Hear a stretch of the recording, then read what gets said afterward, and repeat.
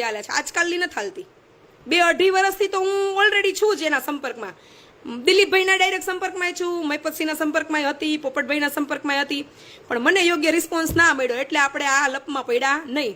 અને મેં જ્યારે ત્યારે એવું કીધું હતું કે મને તમારી ત્રણેયની દોસ્તીમાં કે તમારા ત્રણેયના સેવા કાર્યમાં કે તમે ત્રણેયનો જે કંઈ પણ વહીવટ હોય મને કોઈ જ કાંઈ લાગતું વળગતું નથી. આ તો પેલા ભાઈના ફોન આવે છે એટલે હું એક રિક્વેસ્ટ કરવા માટે મેસેજ કરું છું, હું એક એ ભાઈની મદદ કરું છું.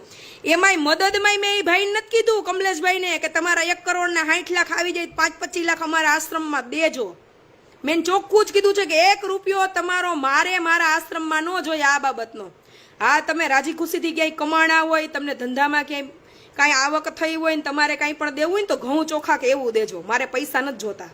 અને મને ખબર જ હોય કે, અને હું ક્યારે જાહેર પ્રોગ્રામમાં નથી જતી ને એનું કારણ આ જ કે જેથી તેથી ઘો આવે ને તેથી આપણે કારણ વગરની સફાઈઓ દેવાની. અને એવા મારે 25-50-65 લાખ ભેગા કરવા હોત ને તો હું મર્સિડીઝ ને રેન્જ રોવર લઈને રખડતી હોત, પણ મારા બાવડામાં હજી તેવડ છે. હું મારી જિંદગી અને મારી દીકરીની જિંદગી કામ કરીને મહેનત કરીને કમાઉં છું. એટલે મહેરબાની કરી જે કંઈ પણ મેટર હોય મોહિપતસિંહને કહું છું, પોપટભાઈને કહું છું, તમે ખુલીને મેદાનમાં આવી જાઓ. અને દિલીપ મામાને કહું છું તમારી જે ભેજામારી હોય હવે સોશિયલ આવ્યું જ છે તો કરો. હા, છેલ્લે કંટાળીને કરવું પડે, બાકી 3 વર્ષથી મેં ક્યાંય તમને કોઈ તકલીફ આપી નથી.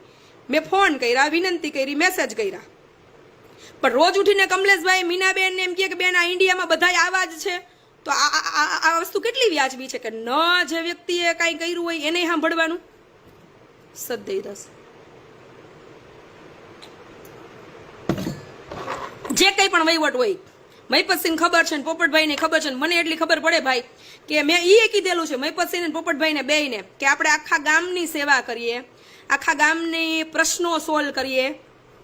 અને આપણો જ વ્યક્તિ ફસાણો હોય અથવા તો આપણા જ વ્યક્તિએ કોઈના પૈસાની ફ્રોડ કરી હોય તો આપણી જવાબદારી બને આપણે એને બેહાડીને કેવું તમે બે મોટામાં મોટી ભૂલ જ કરી કે જ્યાં સુધી મામાનો વહીવટ ન પતે ને ત્યાં સુધી સોશિયલી તમારે ક્યાંય કનેક્ટિવિટી રાખવાની જ નહોતી. આ તમે રાખી એટલે બદનામીના છાંટા આપણને બધાને ઉડ્યા, તમને જ નહીં મને ઉડ્યો. આજે મારે સફાઈ આપવા આવવું પડ્યું ને કે 65 લાખના વહીવટમાં હું નથી.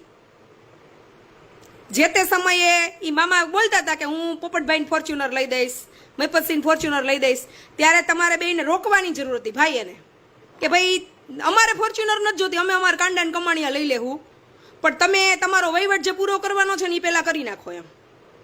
આજે એ નો થયું ત્યારે આ ઘો પાછી ઉડતી આવી ને છેલ્લે મેં કંટાળીને કીધું ભાઈ જો હું સોશિયલી આવી જાઉં છું, તમારે જે સોશિયલી કરવું એ કરો, મારે આ લપન છપ્પનમાં પડવાનું થતું નથી. સદૈવદાસ